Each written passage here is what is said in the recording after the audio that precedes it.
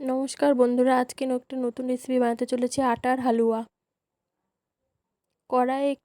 কড়াইটা গরম করে নিয়ে কড়াইয়ে দিয়ে দিব আটা।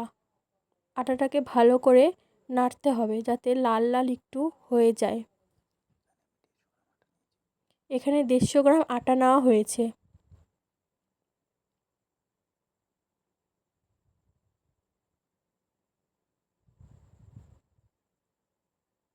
দেখুন কি সুন্দর আটাটা ভাজা হচ্ছে লাল লাল করে।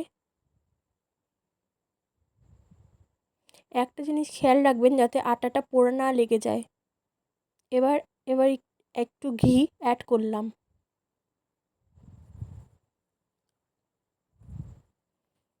অ্যাড করে এবার দিয়ে দিতে হবে 150 গ্রাম চিনি।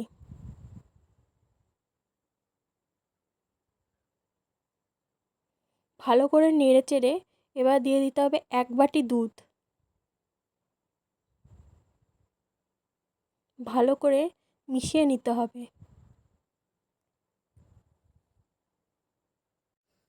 হালুয়াটাকে চালাতেই থাকতে হবে যাতে লেগে না যায় বা দলা পাকিয়ে না যায়।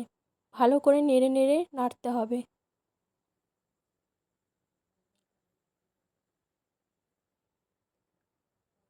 এরপর দিয়ে দেব ড্রাই ফ্রুট, কাজু আর কিশমিশ। আবার একটু সামান্য পরিমাণ ঘি অ্যাড করলাম। এবার হালুয়াটাকে নামিয়ে নেব। হয়ে গেল, দেখুন কি সুন্দর হয়েছে আটার হালুয়া। এইভাবে বাড়িতে সবাই ট্রাই করবেন।